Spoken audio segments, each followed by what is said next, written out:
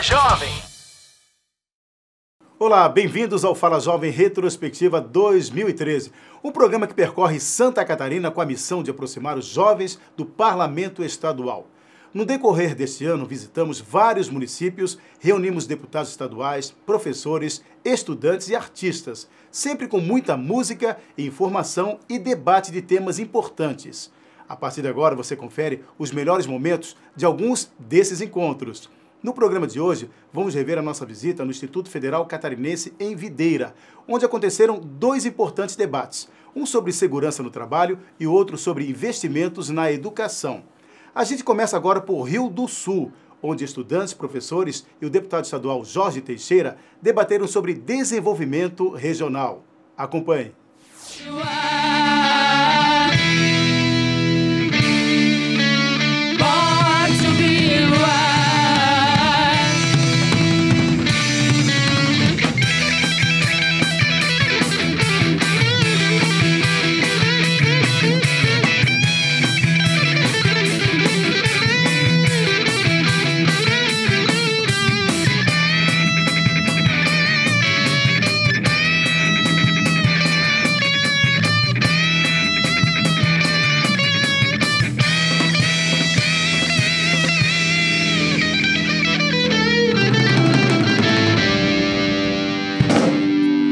Olá, Santa Catarina! Legal, hein?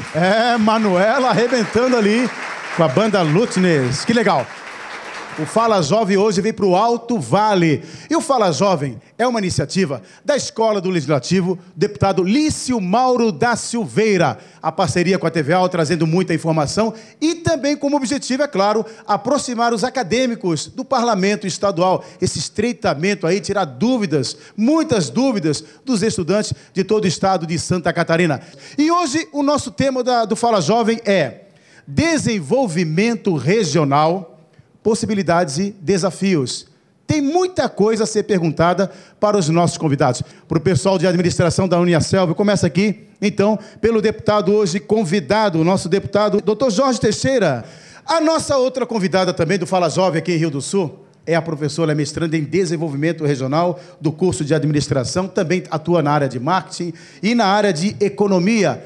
Mas deixa eu começar o programa, porque o tema de hoje é muito importante também aqui para os acadêmicos, que é desenvolvimento sustentável. Talvez seja o grande desafio, professora. Eu tenho que concordar, sem sombra de dúvida, que o desenvolvimento sustentável ele é o grande desafio hoje da nação, de todas as nações, num contexto geral, né? Se nós analisarmos um pouquinho, a parte de desenvolvimento sustentável, ela entrou em tema apenas a partir de 1972, com o encontro de Estocolmo, na Suécia. Se nós olharmos 1972, eu acredito que tenham, inclusive, acadêmicos que nasceram nesse ano. Então, é um tema extremamente recente. Até então, o que eram os encontros? Os encontros eram apenas focando o crescimento, ou seja, era o desenvolvimento a qualquer preço, independentemente se iria ser destruído o meio ambiente ou não. A partir de 1972, aí vem o Sachs, né, que ele é um economista polonês, começou a dizer que o caminho é o desenvolvimento sustentável, que seria o quê? Linkar o crescimento econômico com o bem-estar da população, com o meio ambiente, ou seja, a preocupação com a preservação do meio ambiente. E a professora Franciele abordou essa questão do desenvolvimento sustentável. Agora eu quero ouvir também o doutor Jorge falando, deputado. Bem, o desenvolvimento sustentável aqui no Alto Vale do Itajaí, a partir da reunião de 1972, nos trouxe diversas transformações. Nós éramos uma região extrativista, da primeira onda econômica, o extrativismo, por excelência.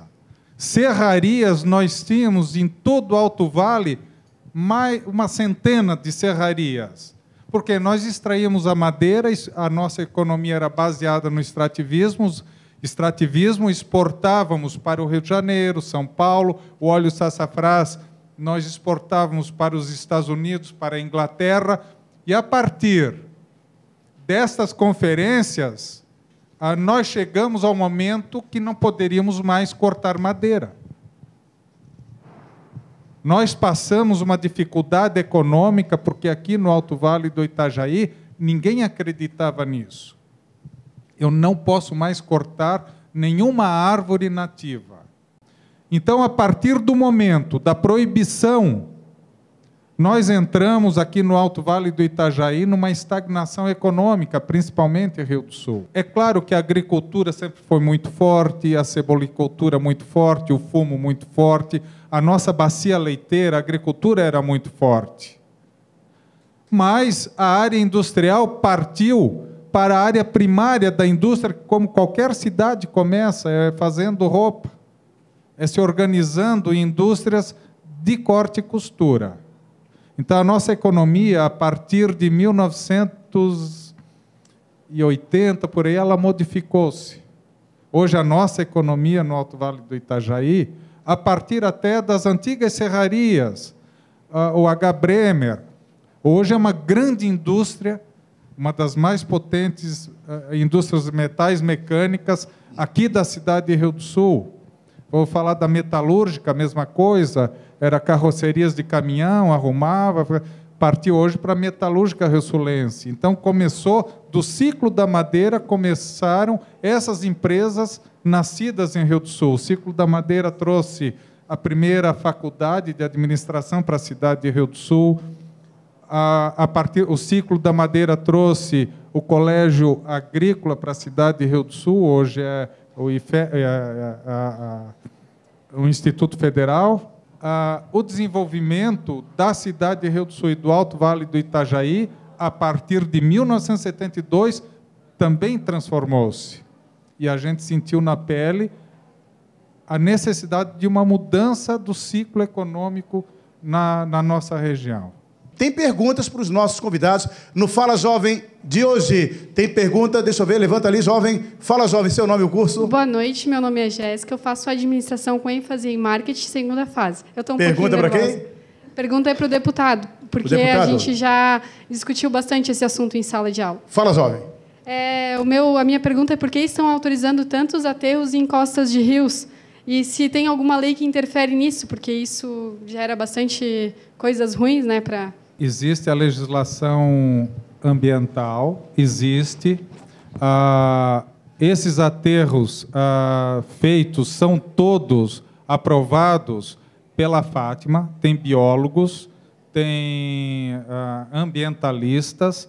A Fátima tem uma dificuldade enorme de aprovar, mas eu sei que aqui no Alto Vale estão aprovando alguns aterros e nenhum é clandestino. E os técnicos, baseados na lei, que é muito rigorosa, é quem estão liberando. E o impacto ambiental, eles estão sabendo também. E, politicamente, a lei existe. Não tem como o legislador fazer uma lei mais rigorosa, porque ela é bem rigorosa. Hoje nós estamos na Assembleia Legislativa discutindo o novo Código Ambiental do Estado de Santa Catarina. Deve ser promulgado. Mas o que aí existe protege, sim, protege todos os rios, protege todas as nascentes, é que o desenvolvimento econômico insustentável a qualquer custo está levando aos aterros na beira dos rios. E nós pagaremos provavelmente o preço, mas são legalizados. Fala, jovem, seu nome e o curso? Meu nome é Jonas Felácio Júnior, acadêmico do curso de História. Pergunta para o Dr. Jorge em relação à questão das enchentes, desafios. A primeira cheia foi registrada na região do Vale do Itajaí em 1852. Mesmo com essa distância de tempo, o assunto ainda é atual. Como que os parlamentares catarinenses estão debatendo essa questão hoje, com essa cheia recente, e qual a atitude deles, dos parlamentares, em relação a cobrar das autoridades, tanto estaduais como federais, a questão de obras urgentes que são tão necessárias e que podem afetar o nosso desenvolvimento regional de uma forma até terrível? Quero ouvir a opinião do deputado também, a pergunta dele, e também depois da professora, né? Do mesmo assunto. Bem, tecnicamente falando, Jonas, na Assembleia Legislativa, nós já aprovamos, primeiro, a estruturação da Secretaria de Defesa Civil no Estado de Santa Catarina. Isso foi feito em 2011, no início do nosso mandato, já houve essa estruturação. Pois bem, esses recursos federais são recursos na ordem de 600 milhões de reais, aonde o Estado de Santa Catarina pegou um empréstimo e a contrapartida do governo federal é a outra metade. Esses projetos, alguns já foram aprovados, inclusive pela Fátima. O mais fácil de ser aprovado e que dá pouco impacto ambiental é a sobrelevação das duas barragens. É a sobrelevação em 2 metros da barragem de Ituporanga, é a sobrelevação em 2 metros da barragem de Itaió. Além dessa sobrelevação, existe o projeto de mais 6 pequenas barragens. Bom, tem que fazer uma licitação para saber, de projeto, para saber aonde é viável ecologicamente a colocação dessas barragens. Quando este projeto ficar concluído, aí é licitado o projeto de quem vai fazer as pequenas barragens. Isso tudo é burocrático, necessário, e isso demora em torno de 6 meses. Então, o terceiro passo que está sendo feito é um projeto é a licitação do projeto da calha, do aprofundamento de calha e a proteção das encostas do rio Itajaí-Açu, para que ele corra mais rapidamente, esvazie mais rapidamente, a partir do momento que nós tenhamos uma grande queda de água através da chuva. E isso também está sendo feito e, provavelmente, até metade do ano que vem, isso está sendo licitado. O radar meteorológico já está sendo instalado na região de Lontras, que vai dar com precisão para 70% aproximadamente do estado de Santa Catarina, a queda de granizo, a queda de chuva, nuvens, enfim, frio. É um radar com precisão quase online, quase on time. Então, já está sendo instalado e no final do ano ele deve ser completada a instalação na cidade de Lontras. Essas são as medidas e que o Parlamento aprovou todo esse investimento feito pelo Estado e pela União, mas burocraticamente, até para uma segurança, isso tem que ser feito através dos meios ambientais, tem que ser feito mesmo com toda a urgência que o tema exige. Nós temos que cumprir as regras do jogo. Quer dizer, o Executivo tem que cumprir as regras do jogo. Aproveitar e ouvir também a professora Franciele, né, professora? A região é uma região muito forte aqui do Alto Vale, né? A cultura do arroz, do fumo, da cebola, do milho, tem a questão metal-mecânica também, a indústria têxtil, leite, mel, mandioca e suínos. Parte dessa economia da região é prejudicada quando acontece uma catástrofe atmosférica, como aconteceu recentemente também. Dentro dessa linha de raciocínio do deputado Franciele. Sim, a gente sabe que a agricultura sofre muito. Por exemplo, nós podemos pegar o município próximo de Rio do Sul, Agronômica, que é a campeã mundial em produtividade de arroz por metro quadrado, arroz irrigado, né? Onde o pessoal já tinha, os risicultores já tinham semeado o arroz e, com certeza, eles sofreram agora com as cheias em questão de qualidade e produtividade. Entretanto, ao mesmo tempo que eles são afetados, a gente sabe também a dependência deles da proximidade do rio para poder produzir. A questão das barragens, com certeza, vai nos ajudar, visto que, nessa última cheia, a gente viu que ela foi utilizada de uma forma mais correta do que em 2011, e a gente já teve reflexos bem menores, né? Essas microbacias também, se bem estudadas, com certeza vão ajudar muito. Eu só sou contra quanto à questão do aprofundamento dos rios. Aí vão perguntar, mas por quê? Numa disciplina de planejamento urbano, onde a gente estuda a questão das microbacias, aí mais precisamente na cidade de Blumenau, que é onde eu estudo, né, juntamente com o professor doutor Juarez Amondi, que essa questão do aprofundamento do rio vai interferir na velocidade da água e, por consequência, vai fazer o quê? Acelerar o processo de assoreamento dos barrancos do rio, literalmente. Então, isso vai ser um efeito positivo de curto prazo. Então, como solução, dentro dessa discussão da disciplina de planejamento urbano, nós chegamos à conclusão que a melhor alternativa seria a proposta de renaturalização dos rios, que isso é muito estudado e debatido, principalmente na Europa, como que nós vamos convencer o agricultor a perder 1 metro de terra que ele vai estar produzindo arroz? Aí ele levantou a seguinte situação. A partir do momento que ele perdeu aqueles metros para poder conservar a mata ciliar do rio, ele vai fazer com que aquela mata melhore a qualidade da terra e, por consequência, melhore ainda mais a produtividade da área que ele vai estar utilizando. Então, eu acredito que está muito mais em trabalhar essa questão de renaturalização do que aprofundamento dos rios. Então, é esse o meu ponto de vista sobre o tema. Tem pergunta para o Fala Jovem aqui? Tem pergunta? Pergunta. Boa noite. Bem dormido. Opa. Eu sou Ricardo Meleri, estou cursando a 8ª fase da Administração e Recursos Humanos. Certo. E a pergunta vai tanto ao deputado quanto à professora Franciele. Fique à vontade. Assim, hoje os administradores do Alto Vale do Itajaí enfrentam 2 grandes desafios já citados: as enchentes e a malha viária precária, né? E para nós, futuros administradores, quais seriam os futuros desafios que poderemos enfrentar? Começar pela professora Franciele e depois o deputado Jorge Teixeira. Essa pergunta realmente vem a calhar, porque é um desafio, sem sombra de dúvida. E eu vejo que o primeiro passo a gente começou a dar essa noite, que é o quê? É a discussão. Não é uma pessoa sozinha que vai buscar a solução disso, e sim um conjunto de cabeças pensantes. Por isso que existe a academia, por isso que existe a graduação de administração. Vocês não estão aqui apenas para aprender as teorias dos livros, também para ser formados grupos e debater sobre os temas e agregar soluções. O que eu vou fazer para desenvolver esse município? Primeiro passo, identificar a vocação. Segundo passo, ter empreendedores, que vocês, como administradores, são empreendedores natos. Isso tem que correr na veia de vocês. Vocês não estão aqui apenas para ser funcionários. Vocês estão aqui para ser futuros proprietários de empresas que vão gerar crescimento e desenvolvimento para a nossa região, né?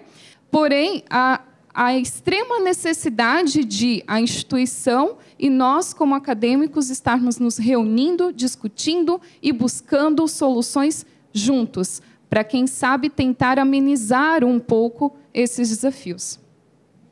Deputado? Nós não prevemos o futuro. A gente sabe que a prestação de serviços é um dos futuros, e cidades mais desenvolvidas, hoje a Uniaselv presta um serviço. A informática presta um serviço. A prestação de serviços é o plus que uma cidade vai ter em termos de desenvolvimento econômico. Mas nós temos a agricultura, nós temos a metalmecânica, e a prestação de serviço é algo que está começando. Hoje é a onda da prestação de serviços no Alto Vale do Itajaí. Então, o desafio vai do entendimento, do empreendedorismo de cada um de vocês. Vocês estão aqui para ter a ciência, mas vocês, aliados à ciência, vocês têm que saber o que trabalhar, aonde trabalhar. Eu vou fazer uma pergunta. Quem é que trabalha e estuda aqui? Essa é a estatística do estado de Santa Catarina. Quem trabalha e estuda provavelmente vai desenvolver algo naquilo que está acostumado a fazer. Legal, hein? Legal. Palmas para a professora. Obrigado. Obrigado, deputado Jorge Teixeira, pela presença. Mais uma vez, ceder o seu tempo aqui. Muito obrigado pela sua presença aqui no Fala Jovem. E um obrigado especial a vocês, estudantes acadêmicos aqui da Uniaselv. O Fala Jovem Retrospectiva 2013 vai para um pequeno intervalo. No próximo bloco, vamos rever o nosso encontro no Instituto Federal Catarinense em Videira, onde o nosso programa abriu espaço para um debate sobre segurança no trabalho. O Fala Jovem volta em instantes.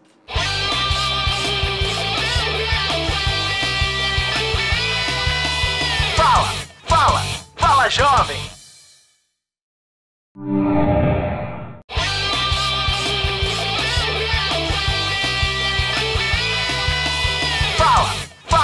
Fala Jovem! O Fala Jovem Retrospectiva 2013 está de volta. Vamos rever agora os melhores momentos do nosso debate sobre segurança no trabalho que aconteceu no Instituto Federal Catarinense em Videira.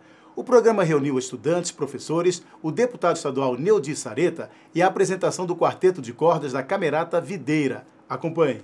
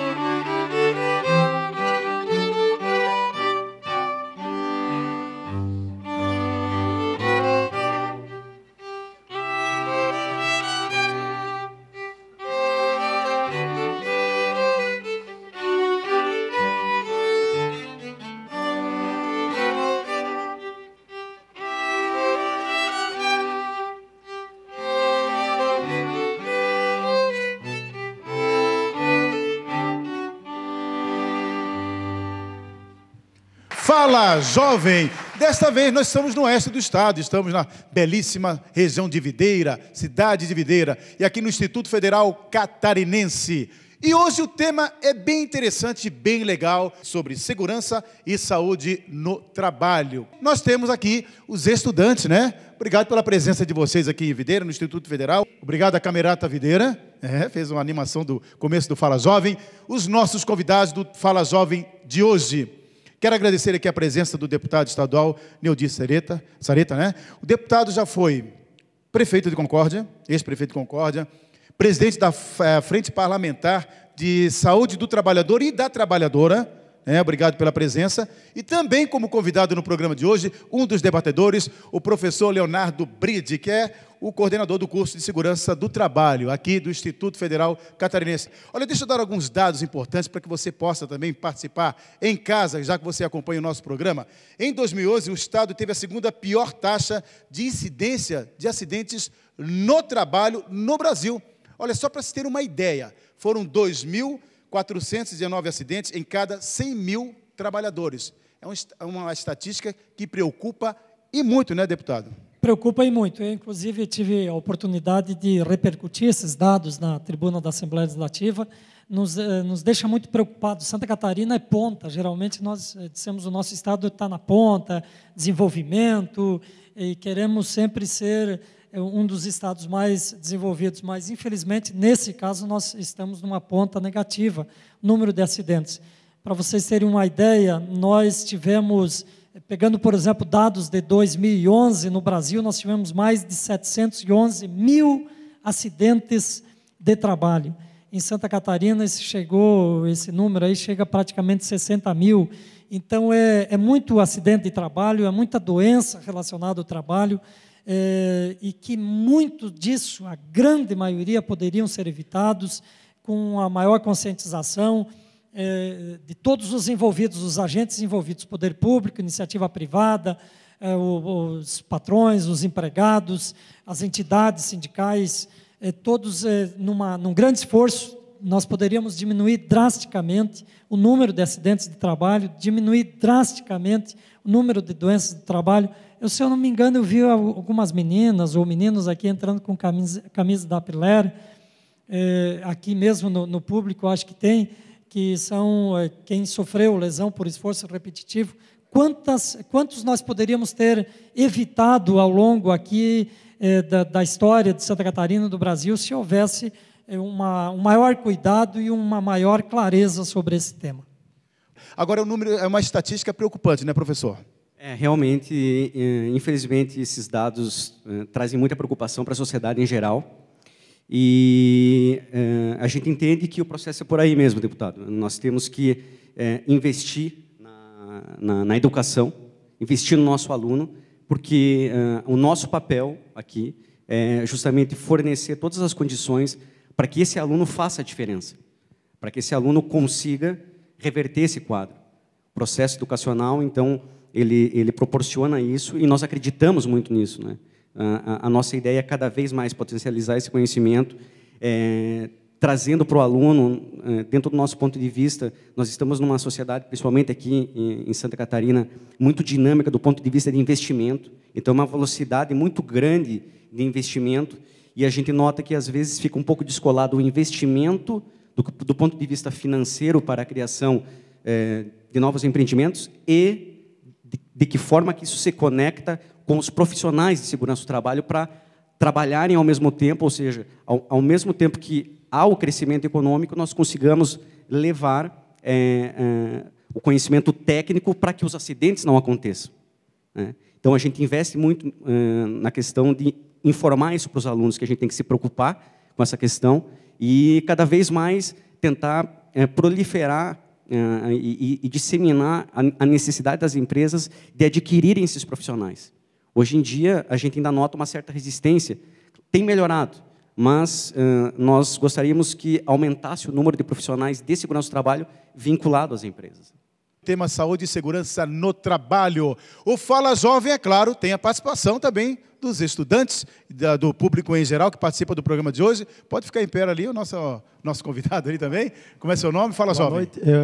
Meu nome é Alexandre Garcia, eu sou aluno do curso técnico em segurança do trabalho aqui no campus de Videira. Aqui no campus de Videira. E você tem uma pergunta aqui no Fala Jovem para os nossos convidados, para os dois, para quem? Para o deputado e para o professor Leonardo também. Faça a pergunta, Fala Jovem. Eu já trabalhei numa empresa aqui em Videira e eu notei que o técnico em segurança do trabalho tem um serviço muito árduo, né? Porque ele encontra muita dificuldade em fazer o trabalho dele. O pessoal olha meio que de lado para o técnico, né?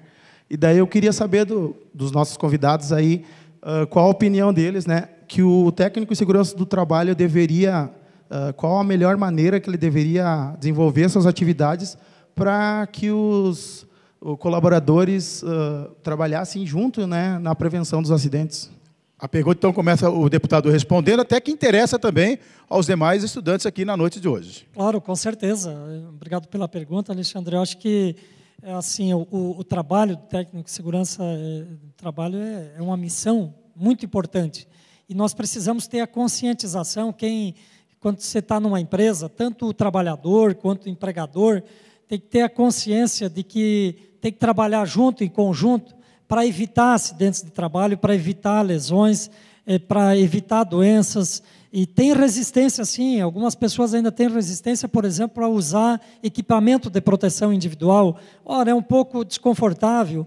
Há até quem preferiria trocar o equipamento de proteção individual, às vezes pelo adicional de insalubridade, que é um valorzinho que ajuda no final do mês, mas que lá na frente, se você não se proteger, as consequências serão muito grandes. Eu falei antes da APLER, que a APLER daqui, quando fala em siglas, a gente tem que traduzir elas. Não é exatamente dos portadores de lesão de esforço repetitivo, mas tem uma que eu ajudei a participar da fundação, e era bacana chamar essas pessoas para dar depoimentos, inclusive no curso, quem já está sofrendo, quem sofreu uma lesão de esforço repetitivo, quem está com dores, às vezes à noite, para saber como teria sido importante se tivesse uma pessoa, como você falou aí, como se você tivesse lá, por exemplo, alguns anos atrás, para orientar essas pessoas. Então, vai ter que interagir, agir com tranquilidade, mas tem que ser firme também, se a gente quiser melhorar a saúde e segurança do trabalhador, nós vamos ter que fazer uma consciência geral de que é preciso cuidar exatamente das normas de proteção e segurança do trabalhador e da trabalhadora. Professor Leonardo Brizzi também respondendo ali os estudantes do curso. Obrigado aí pela participação, né? Quem tiver mais perguntas aí, para os nossos convidados, fique à vontade. Professor. Obrigado, Alexandre. Eu acho super pertinente essa tua pergunta e eu responderia da seguinte forma. Eu acho que o perfil ideal para o técnico conseguir realizar corretamente e adequadamente seu trabalho na empresa é mesclar conhecimento técnico, que dá um embasamento para você conseguir chegar num determinado colaborador, determinado colega de trabalho e ter consciência daquilo que você vai fazer, ou seja, ter consciência para a tua orientação. E uma questão que também é trabalhada, inclusive, no nosso curso, que é a psicologia do trabalho, ou seja, para que você consiga levar adiante a tua ideia, o teu treinamento, uma orientação de segurança, com certeza que você necessita ter aquela capacidade de ter o jogo de cintura, de ter aquela capacidade de conversar com calma, de passar a orientação com respeito, que com certeza, seguindo esses princípios de calma, respeito mútuo entre todos os colegas e uma orientação sempre feita com um tipo de relacionamento em que você se coloca no mesmo nível da pessoa, em que você não procura, como às vezes a gente observa em algumas empresas, a pessoa acha que pode mandar, pode, enfim, impor a sua orientação. Eu acho que não é por aí o caminho, acho que o caminho é justamente por uma forma em que você repassa o conhecimento, em que você consegue realmente fazer uma orientação sem impor, ou seja, fazer isso de uma forma tranquila. Obrigado, professor. Também o deputado que continua aqui com a gente. A Fala Jovem aqui de Videira. Hoje o programa debatendo segurança e saúde no trabalho. Tem pergunta? Tem pergunta?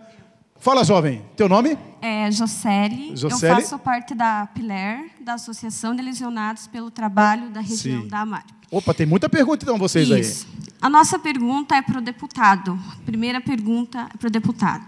O que o governo, a Assembleia, os deputados pensam em relação a essas ONGs? E se vocês têm algum projeto concreto para ajudar essas pessoas? Porque aqui na região é um número muito grande de lesionados do trabalho. Se fala muito em segurança, se fala muito em projetos, em semanas de segurança do trabalho, e nos números não refletem nisso. Cada vez há maior os números de lesionados, cada vez há mais acidentes. Eu gostaria de saber o que o governo pensa em relação a essas associações e o que vocês podem fazer para ajudar nós. Como é teu nome mesmo? Jocely. Tá aí, deputado, inclusive nós colocamos como coeficiência o sul do Brasil essa taxa de mortalidade excedente muito crescente que preocupa, né? É preocupante, sim. Eu estava conferindo aqui os dados de Santa Catarina, há uma pequena diminuição aí, por exemplo, de 2010 para 2011, de 29 para 27 mil acidentes com CAT, com comunicação de acidente de trabalho, é muito pequena ainda essa diminuição, sim. Eu penso que as associações como vocês, eu havia citado antes, são importantes, são fundamentais, não só para organizar quem sofreu alguma lesão, mas para chamar a atenção do poder público, da iniciativa privada, das entidades, dos sindicatos, para esta questão importante da saúde do trabalhador. Eu propus na Assembleia Legislativa de Santa Catarina e foi aprovada. É a primeira Assembleia Legislativa do Brasil a criar uma frente parlamentar da saúde do trabalhador, a frente parlamentar que presido na Assembleia Legislativa. Nós temos feito diversos debates no Estado inteiro, abordando os temas da saúde e segurança do trabalho, reunindo o Ministério Público do Trabalho, reunindo empresas, empresários, empregados, poder público, iniciativa privada, chamando a atenção, mostrando os dados, dizendo da importância do fortalecimento das entidades também que estão envolvidas, como vocês da APLER, nesse esforço conjunto de conscientização e para evitar realmente os acidentes de trabalho e a doença do trabalho. Fizemos também uma comunicação a todas as assembleias legislativas do país para que criassem essas frentes.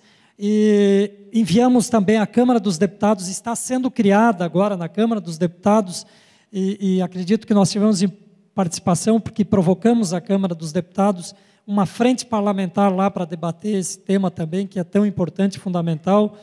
Propus na Assembleia Legislativa alguns projetos de lei, um deles determinando que em Santa Catarina, nos currículos escolares, sejam incluídos matérias sobre segurança e saúde do trabalhador, sobre prevenção de acidentes, sobre negociações coletivas. Outro deles exigindo que, na contratação de obras por parte do poder público, não contrate, não permita o credenciamento das empresas que não cumprem as normas de saúde e segurança do trabalhador. Enfim, para resumir, são algumas das ações que estamos fazendo, e quanto às ONGs, quanto às organizações, ainda bem que vocês, que têm entidades como vocês, que chamam a atenção, que ajudam. Eu falava antes, inclusive, de ter depoimentos. Acabamos de ter um depoimento aqui de quem sofreu, e se aqueles que resistem, Alexandre, que você falou anteriormente, às vezes até o trabalho do técnico de segurança do trabalho, talvez quem foi lesionado, se tivesse lá atrás alguém que orientasse, que chamasse atenção, o Ministério Público do Trabalho também, que fiscaliza, é um esforço conjunto para a gente poder diminuir essas estatísticas. Eu gostaria de complementar com uma informação que eu acho de suma importância para todos nós, com relação ao que tem sido feito no Brasil, com relação a prover condições de melhorar essas estatísticas, né? Não sei se vocês já ouviram falar no fator acidentário de prevenção. O fator acidentário de prevenção é algo que é relativamente novo, ele está realmente implantado desde 2011, né? E esse fator acidentário de prevenção ele foi uma iniciativa do Ministério da Previdência Social, que, de certa forma, alarmado com a quantidade de pessoas acidentadas, pessoas em benefício que tiveram, enfim, acidentes de média gravidade ou de alta gravidade, olhando para isso, desenvolveu um fator que é aplicado anualmente nas empresas, que bonifica ou malifica, em termos tributários, as empresas que têm boas práticas e más práticas no que diz respeito à segurança do trabalho. E quando eu digo isso, eu digo especificamente com relação a pessoas que tiveram acidentes. Então, é claro, o fator acidentário de prevenção ele é algo complexo, mas nós poderíamos sintetizar da seguinte forma: quanto menos acidentes uma empresa tiver, mais benefício tributário ela vai ter. Tem pergunta ali. Fala, jovem, seu nome? Boa noite a todos aqui presentes. Meu nome é Miriam, eu sou estudante do curso técnico de segurança do trabalho aqui pela instituição, o Instituto Federal Catarinense. Está em curso um projeto piloto do E-Social.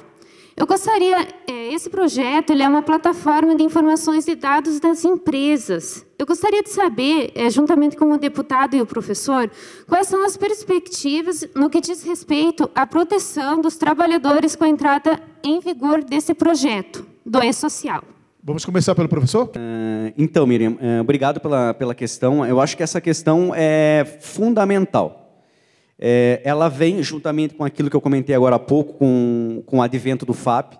O E-Social é uma nova impulsão, na minha maneira de ver, na questão da proteção do trabalhador. De que forma? O E-Social ele vai obrigar as empresas a fornecerem dados de CAT, de atestados médicos, informações sobre periculosidade, insalubridade, quase que diariamente. Ou seja, a empresa ela vai ter que dominar essa informação, ela vai ter que tratar essa questão, para que seja possível ela ter condições de fazer um processo muito parecido com o que é feito hoje em dia no imposto de renda, em que ela informa uma série de questões de segurança do trabalho, exposição a agentes nocivos, e transmite isso quase que diariamente para uma plataforma de internet. Essa plataforma, ela engloba Ministério da Previdência Social, Ministério do Trabalho e Receita Federal. Em Santa Catarina, nós tivemos em 2011 45 mil acidentes de trabalho, apenas 27 mil com CAT, com comunicação de acidente de trabalho. Então, isso também é importante, porque a CAT, que é a comunicação do acidente de trabalho, é que efetivamente pode, inclusive, dar proteção ao trabalhador se ele precisar buscar, por exemplo, a aposentadoria. Então, nós estamos, no Brasil, com um nível muito alto de acidentes de trabalho, de doenças relacionadas ao trabalho. Eu acho que tem que ser um trabalho, um esforço muito grande, conjunto de toda a sociedade, de nós trazermos esses dados e combatê-los, não os dados, mas a origem que dá esses dados, ou seja, a segurança do trabalho, esclarecimento, normas já tem que ser aperfeiçoada, mas tem normas já, o que precisam aperfeiçoá-las sim, mas o cumprimento efetivo delas é que vai garantir a diminuição dos acidentes do trabalho no Brasil. O Fala Jovem Retrospectiva 2013 vai para um pequeno intervalo. Veja no último bloco o nosso segundo encontro em Videira, que abriu um importante debate sobre investimentos na educação. O programa reuniu estudantes, professores, o deputado estadual Neudi Sareta, além da banda Alma Crioula. A gente volta já.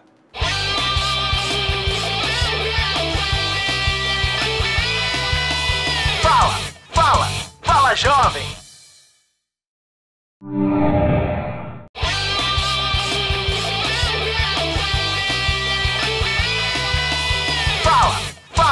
Fala, jovem!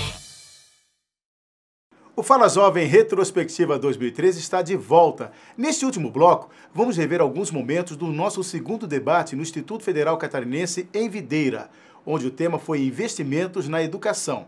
O programa reuniu estudantes, professores, o deputado estadual Neudi Sareta e a apresentação da banda Alma Crioula. Acompanhe agora. Eu toco por dianteiro, podem me chamar de louco, mas aprendi com os mais quebras a não galopear nas pedras, nem pelhar por muito pouco. A lição número 1 eu aprendi com meu pai: quem não sabe pra onde vai, não vai a lugar nenhum. Nunca refuguei boada, cê me toca, me apresento e tenho a crise desfiapada de galopear contra o vento.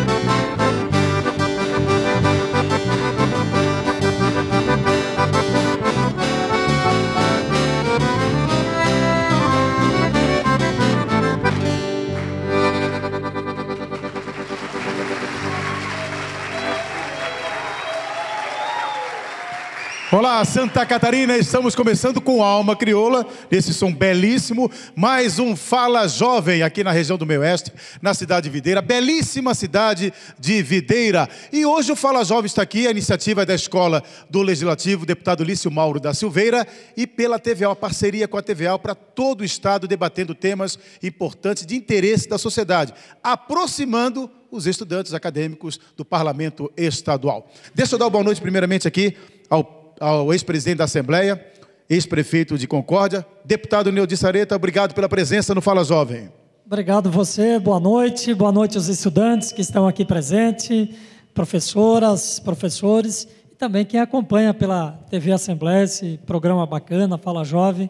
Prazer estar aqui numa das instituições mais importantes que nós temos, Instituto Federal, esse Instituto Federal que, de certa forma, a gente viu crescer também, que ajudou a participar das discussões quando foi para a sua criação. Está aqui debatendo hoje com os estudantes, é muito importante, principalmente o pessoal da pedagogia, que está aqui para debater essa área da educação, os demais estudantes de segurança, que estão aqui, técnicos de segurança, e a professora Marisete. Prazer estar aqui com vocês. E a professora também, Marisete, obrigado pela presença aqui. Já havia agradecido no início do programa pela presença na participação do Fala Jovem. Da mesma forma como fala o deputado, é uma satisfação nós estarmos aqui, termos o programa presente aqui na instituição, que tem uma função social bastante importante no desenvolvimento dessa região do estado de Santa Catarina. Que é importante. O assunto de hoje, investimentos na educação em Santa Catarina. Os estudantes que participam aqui do Instituto Federal, de vários cursos também, vão fazer perguntas, né, interagir com a gente, que esse é o objetivo da Escola do Legislativo, deputado Lício Mauro da Silveira. Mas começando o nosso tema de hoje, sobre investimentos na educação, o Brasil tem enfrentado o problema da exclusão social, que gerou um grande impacto no sistema educacional, muito grande e preocupante também. Hoje, milhões de brasileiros ainda não se beneficiam de ingresso e de permanência na escola. Esse é um dado preocupante para todos os educadores, ou seja, não têm acesso ao sistema de educação que os acolha. E a educação, o que é a educação de qualidade? É um direito de todos os cidadãos e dever do Estado. Já começamos o debate com esse assunto e com essa reflexão que é importante para cada um de nós. Não é isso, deputado?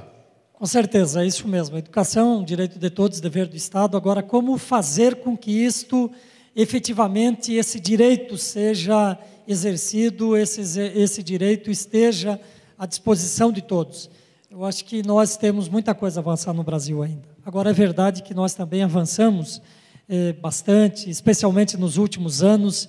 Se nós pegarmos a quantia de escolas técnicas que foram criadas nos últimos 10 anos, esses institutos federais, aqui nós estamos num que foram criados, fortalecidos, as novas universidades. Aqui mesmo em Santa Catarina, nós tínhamos a Universidade Federal de Santa Catarina, demorou 50 anos para ter uma nova universidade, fruto de um movimento social, inclusive, que foi a Universidade Federal da Fronteira Sul, que tem reitoria em Chapecó. Estamos lutando agora pela sua expansão.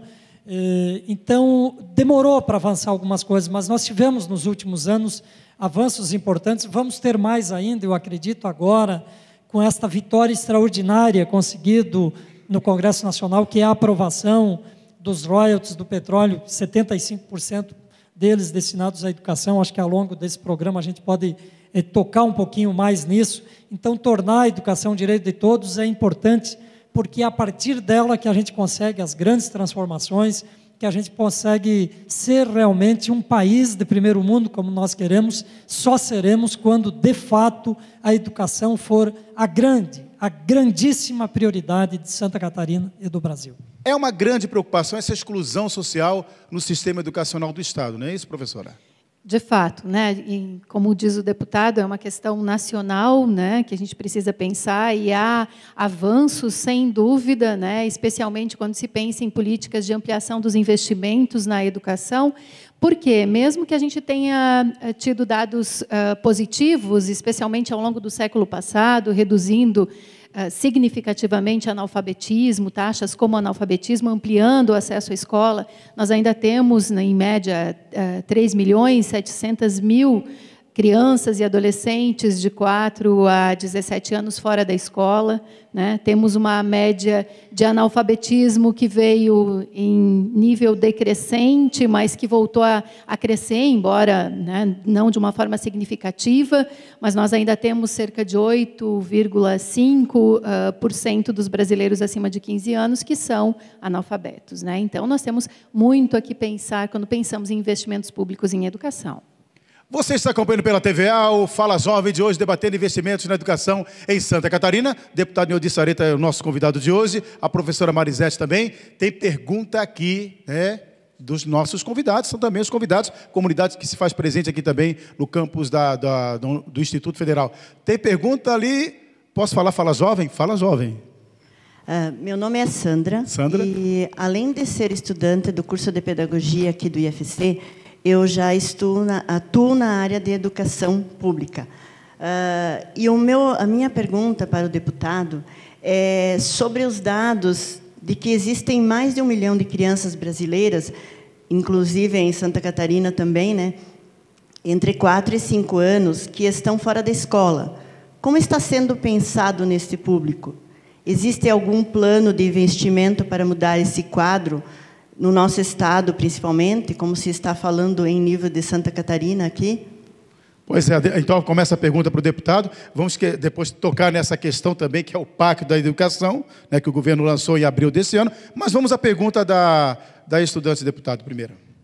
Boa noite, Sandra. E dizer que é muito importante a sua pergunta, porque hoje se quer a criança, desde das creches, do ensino infantil, até o ensino superior, né, que todos pudessem chegar até uma universidade, ter acesso à escola. Nós temos ainda uma defasagem grande em relação a creches, a pré-escola, educação infantil. Tem metas de cumprimento disso. Em nível federal também, o governo federal tem incentivado, os municípios têm feito parcerias importantes para novas creches, através do plano do Fundo Nacional da Educação. E nós ainda precisamos avançar em ter mais recursos. O Brasil hoje aplica 6% do PIB. Foi um dos países que mais aumentou seu investimento em educação nos últimos 10 anos, 207% de aumento na educação, mas ainda é pouco. Nós precisamos chegar a 10% do PIB. Só quando chegarmos a esses valores, de fato, nós vamos conseguir ter a estrutura para atender a todas as crianças, a todos que precisam, a ter plano de carreira digno, a ter salário digno, a ter formação digna. Isso é importante. E o dinheiro novo que eu digo que venha para além desses orçamentos que está, parte dele, é isso que eu disse na abertura desse programa, que virá dos recursos, dos royalties extraídos do petróleo, do pré-sal, que trouxe uma perspectiva importante de ter mais recursos para financiar a educação. Então, eu acho que com mais recursos vai criar essa perspectiva de mais atendimento e do melhor atendimento. Lembrando também, deputado, né, que a expansão da educação básica e a obrigatoriedade de até 2016 o Brasil atender a essas crianças também, né? Hoje nós temos, claro, essa conquista, né, de obrigatoriedade também no ensino médio, que tem trazido muitos estudantes que estavam fora da escola, né? Mas e até 2006, então, também um pouco respondendo essa questão feita pela Sandra, a obrigatoriedade de o Brasil atender essas crianças de 4 e 5 anos também. Tem perguntas aqui? Tem pergunta? Fala, jovem. Boa noite, obrigada pelo jovem. Que bom. Eu sou uma estudante que retorna à escola, né? Após muitos anos fora da escola. Sou estudante de pedagogia. Como é seu nome? Márcia. Márcia. Sou estudante de pedagogia da 2ª fase. E eu tenho uma pergunta para a professora Marisete. Quais as ações que pensam a qualidade da educação brasileira? Bom, eu começo e depois, é claro, que passo para o deputado. Mas vamos lá, Márcia. Bom, nós temos visto muitos programas que pensam a questão da qualidade para além, é claro, e eu até agora também tenho falado na questão dos números, né? Mas que também pensam a questão da qualidade da educação. Né? Eu vou citar um exemplo só, um exemplo que está na minha área como pedagoga, que é o Pacto Nacional pela Alfabetização na Idade Certa, um pacto entre governo federal, estados, municípios brasileiros. Por quê? Porque nós temos uma ampliação nas vagas, como eu já disse, com a obrigatoriedade, mas nós temos dados que não são muito positivos, né? Uma média nacional de mais de 20%, em torno de 25% das crianças com 8 anos, ou seja, completando o primeiro ciclo de alfabetização e ainda não alfabetizadas, muitas delas nem mesmo reconhecendo as letras do nosso sistema de escrita alfabética. Então, eu vejo o pacto como uma ação para melhorar a qualidade da educação brasileira. Nós temos em Santa Catarina mais de 8.000 professores alfabetizadores fazendo formação continuada, concluindo agora o ano de 2013, 120 horas de formação, e com continuidade desse programa de formação continuada para 2014. Para mim, né, a qualidade da educação passa também por contribuir com a formação dos professores que estão na sala de aula. Esta é a minha opinião sobre essa questão. Márcia. Deputado também pode... Eu quero concordar e dizer assim, quando você fez a pergunta, eu já estava pensando na formação continuada dos professores, eu acho que é o ponto-chave fundamental, o estímulo ao magistério, aos professores, às professoras. É claro, passa pelas questões salariais, passa pelos planos de carreira, passa por uma boa estrutura também da escola, que isso também é importante, né, a motivação, mas, sem dúvida nenhuma, a formação continuada dos professores, o professor pensar um pouco na realidade, realmente, do aluno, naquele que vive, no linguajar, na forma de se comunicar, não negar, por exemplo, as novas tecnologias que estão chegando aí, como atrair o jovem, né, para que, compreendendo, entendendo esses novos momentos, interagindo, para poder ter uma educação de qualidade. Tem pergunta? Fala, jovem, seu nome? Meu nome é Ana Paula. E o curso? Sou estudante do curso de Pedagogia, da 2ª fase aqui do Instituto Federal. Certo. E a minha pergunta é para o deputado. Para o deputado? É, isso aí. O governador, então, ele assinou, em outubro, um decreto que acaba com a indicação política para os diretores de escola na rede estadual. Isso é um passo para a democracia? E se isso tende a ter progressos e a funcionar futuramente? Obrigado, Ana Paula. Não é só diretor de escola, é a gestão democrática da escola como um todo que tem que ter, passa aí pela questão dos conselhos, enfim, toda a gestão democrática. O Estado não tem isso.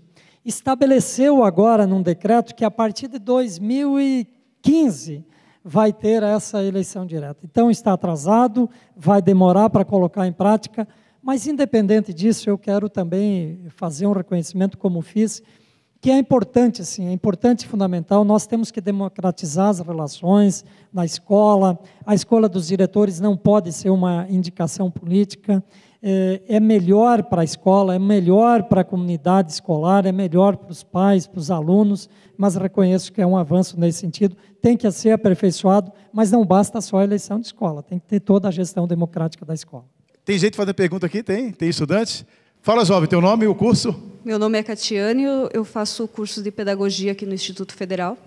Eu gostaria de saber do deputado, como nós sabemos, e já foi falado, que a formação continuada é de extrema importância para o professor, né? Para se manter, enfim, manter a formação. Nós temos investimento nesses planos de formação continuada? Bom, eu queria primeiro dizer uma coisa seguinte. A gente tem que pensar a educação como um todo em todas as esferas. Então, nós temos a parte que é das prefeituras, dos municípios. Não podemos esquecer isso, porque às vezes a gente fica falando lá do Estado ou lá da União, mas começa nos municípios. Então, os municípios também têm os seus recursos que devem aplicar em educação, em formação continuada e tal. É fundamental o município, assim como é fundamental a parte do Estado e também no que diz respeito ao governo federal. Por exemplo, aqui nós estamos numa instituição federal, que também é importante. Então, algum recurso tem, e tem acontecido formação continuada, em maior ou menor escala, em alguns municípios mais, em alguns municípios menos, talvez quase nenhuma. No Estado também tem, não vamos negar que tenha. Eu acho que tem que ter mais, intensificar, ter mais recursos para isso, e nós precisamos cobrar. Por exemplo, vocês, os estudantes da pedagogia, e principalmente com professores do porte da Marisete, né, tem um papel fundamental, porque a gente tem que tensionar, a gente tem que gestionar. Tem coisas que estão em disputa na sociedade. Por exemplo, essa disputa de prioridades, a disputa de quantos recursos, de percentual de recursos, as transformações que nós queremos. Então, eu acho que tem, respondendo à sua pergunta, recurso, mas precisa mais e precisa todas as esferas. Se a gente olhar prefeitura por prefeitura nesse estado, nós vamos ver que tem prefeitura que dá pouca importância à formação continuada e ainda reclama de ter que gastar, entre aspas, né, chamam gastar os 25%, 26% ou 27% em educação. Tem pergunta? Fala, jovem, teu nome e o curso?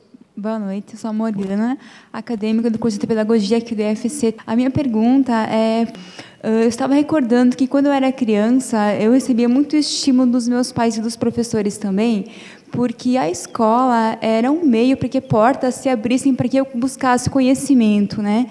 E hoje eu vejo que há um desinteresse por parte dos alunos, eles estão anestesiados, amortecidos, né? Eu fico pensando assim, se sabe o que é que está acontecendo com esse desinteresse dos alunos e o que é que o Estado tem feito para colaborar com essa recuperação do interesse. Porque quando se fala em investimento, se pensa em ter um beneficiado com esse investimento, né? Porém, se não há interesse, como que você vai tratar desse caso também? Bem, essa é uma questão complexa. Eu vou tentar sintetizar um pouco daquilo que tenho pensado também sobre essas questões, mas realmente, né, são de um nível de complexidade bastante grande, porque passam por vários fatores, né? A Morgana começa a questão falando de incentivo familiar, à leitura, ao estudo, mas também passa pela questão da escolarização, né? Se nós pensarmos na questão da leitura, né, o fundamento de ler, do gostar de ler, enfim, todo esse processo, a gente tem um país de poucos leitores, né? E para acessar o conhecimento científico, o conhecimento escolar, demanda também essa reflexão que o processo de leitura traz para os sujeitos, né? Nós temos estatísticas diferentes, algumas dizem que é da Associação Brasileira de Livros, que nós temos, em média, 1,8 livros lidos por habitante, né, por brasileiro. Alguns outros dados chegam a 4%, mas, enfim, baixos. Temos dados de analfabetismo funcional bastante significativos, mas há também toda uma discussão da escola, de todo o processo de escolarização que leva esse sujeito a ser um sujeito ativo, reflexivo, e não só um recebedor de conhecimentos. Por quê? Porque por isso passa a função social da escola. Se nós queremos sujeitos que sejam participativos, enfim, que tenham seus direitos assegurados, passa por esse processo, passa por vocês que estão em formação para a docência. Nós precisamos entender esse contexto, um contexto de mudanças sociais, tecnológicas, em que os jovens estão envolvidos. Muitos pais não têm um nível de letramento, então há casas em que o estímulo à leitura não acontece por razões sociais, não é por desinteresse dos pais, mas porque eles também não tiveram acesso à escola. Deixa eu agradecer aqui mais uma vez, professora Marisete, obrigado pela presença aqui do Fala Jovem, debatendo um tema tão importante do dia a dia, que é a questão da educação em Santa Catarina. Obrigado pela presença aqui no nosso programa. Agradeço também a oportunidade, a presença dos estudantes, dos jovens, né, que fazem jus ao nome do programa. Deputado, foi um prazer participar das discussões aqui. Deputado Nilde Sareta, muito obrigado mais uma vez por estar com a gente aqui debatendo essa questão da educação. Obrigado a você, obrigado a todos os estudantes que estão aqui no Instituto Federal, aqui em Videira. Foi uma alegria poder estar aqui com vocês, professoras, comunidade, os que estão acompanhando pela nossa TV Assembleia. Foi bacana podermos debater aqui. Estamos à disposição naquilo que pudermos contribuir com a sociedade catarinense. Um grande abraço a todos, muito obrigado e até uma próxima oportunidade. O Fala Jovem Retrospectiva 2013 vai ficando por aqui. Se você quer assistir a todos os nossos programas na íntegra, acesse o endereço abaixo. Fala Jovem é uma iniciativa da Escola do Legislativo Deputado Lício Mauro da Silveira, em parceria com a TVAL.